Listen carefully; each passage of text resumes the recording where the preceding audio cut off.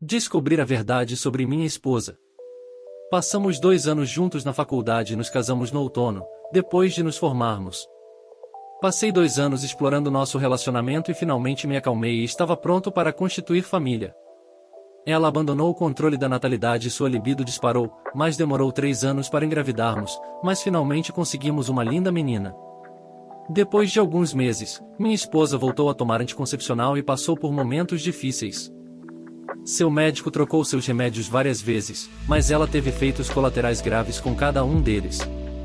Conversamos sobre isso e não tínhamos certeza se queríamos outro filho e como seria mais fácil para mim reverter a vasectomia mais tarde se decidíssemos ter mais filhos. Fiz a operação. Isso foi há 3 anos e depois de interromper o controle da natalidade, minha esposa se sentiu melhor e o sexo tem sido tranquilo, já que não podemos mais engravidar. Na verdade, fazemos mais sexo agora do que quando estávamos na faculdade. Então, há 3 semanas, minha esposa estava com a menstruação atrasada, o que não é incomum para ela. Então percebi que seus seios estavam um pouco sensíveis e ela começou o que pareciam sinais de enjoo matinal. Agora eu sei que houve casos de vasectomias que revertem a natureza, então fui ao médico e verifiquei minha contagem de esperma e o veredicto foi que ainda sou estéril, mas não contei à minha esposa. Minha esposa finalmente foi ao médico e confirmou que estava grávida e então ela me pediu para ir ao meu médico para fazer o teste. Não fui imediatamente porque estava literalmente doente com o estresse da situação. Eu tinha todos os tipos de cenários doentios passando pela minha cabeça. No final fui testado novamente e levei minha filha para fazer um teste de DNA.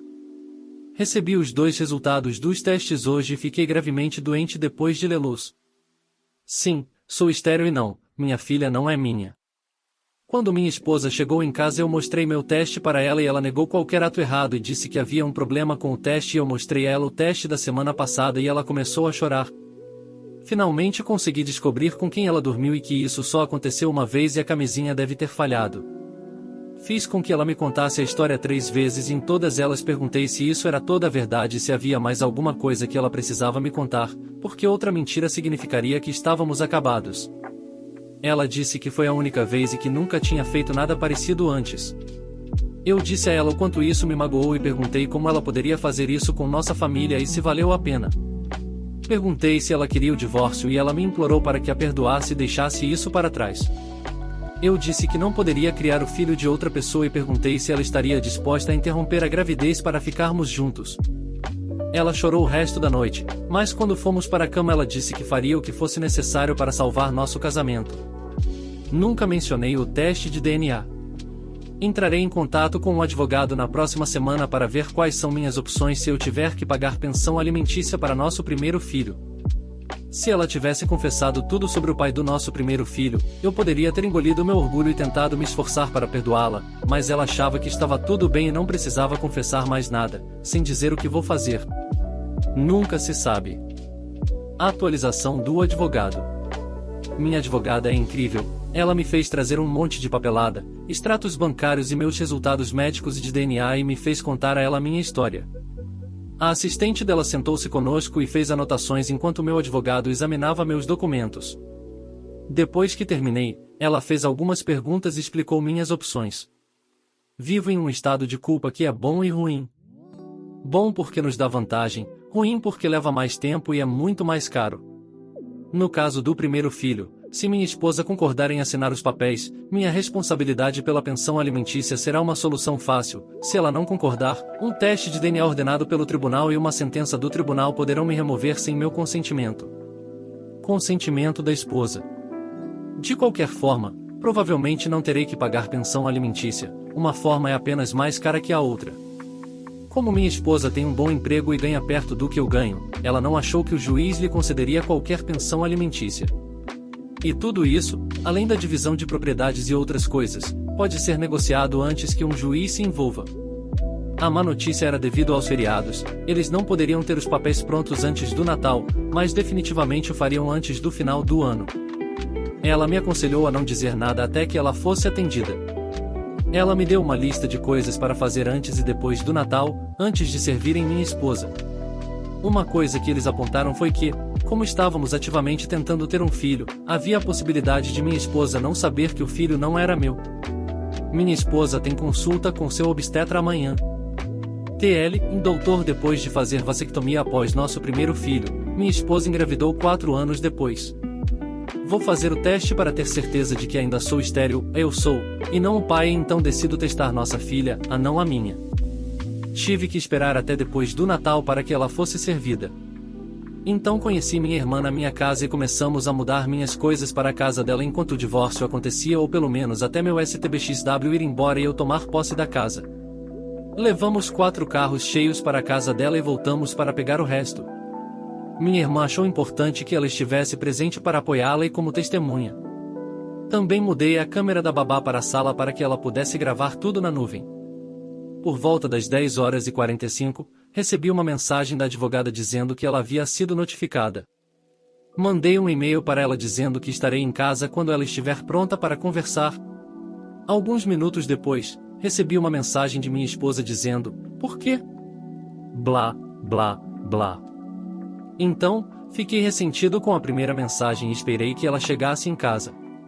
Ela enviou várias mensagens de texto e mensagens de voz. Eles não mencionam nada sobre traição, apenas como ela pensou que estávamos resolvendo isso e pensou que deveríamos sentar e conversar antes de prosseguir com o divórcio. Jogando a carta da família e como isso vai devastar a criança e nossas famílias. Como ela se sente traída, essa foi boa. Ela ainda estava compartilhando sua localização e demorou 20 minutos para sair do trabalho. Ela então parou em um Walgreens próximo por alguns minutos. O propósito da parada na Walgreens ficou claro quando um carro da polícia parou atrás dela na garagem. Segundo os policiais, ela chamou a polícia porque disse que estava com medo e que tínhamos armas em casa. Mostrei aos policiais meu cofre vazio e disse que os havia removido para outro local seguro. Voltamos para a sala e mostrei à minha esposa o teste de paternidade que fiz e que mostrou que a filha dela não era minha. A resposta dela foi negação e descrença, que pareciam genuínas. Ela desabou e chorou por cerca de 10 minutos. Eu disse a ela que essa era a gota d'água e por que eu queria o divórcio.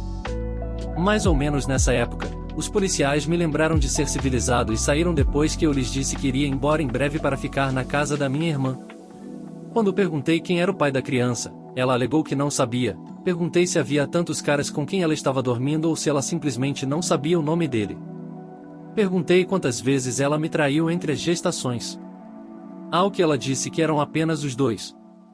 Eu disse a ela o que havia dito antes: se ela não contasse toda a verdade, eu estaria acabado. Lembrei-lhe que também lhe disse que não poderia e não iria criar o filho de outra pessoa. E que era melhor ela descobrir quem era o verdadeiro pai, porque eu não estava pagando pensão alimentícia para o bebê de outra pessoa. Ela queria saber o que íamos contar para nossa filha e eu disse que isso era com ela porque essa era a bagunça dela e eu não iria assumir a culpa nem limpar tudo para ela.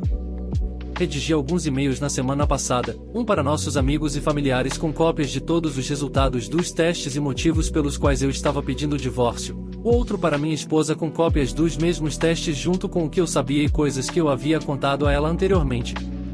Tive que passar pela minha advogada e fazer algumas edições antes que ela assinasse. Enviei cópias para todos os nossos amigos e parentes quando ela estacionou na garagem esta tarde. A maior parte do feedback foi unilateral e muito colorido. No final, eu disse a ela que se ela tivesse sido sincera, poderíamos ter conseguido resolver as coisas. Mas eu não podia confiar em uma mentirosa traidora em série, e disse a ela que se ela tivesse amarrado as trompas em vez de eu fazer uma vasectomia, ela poderia ter escapado impune.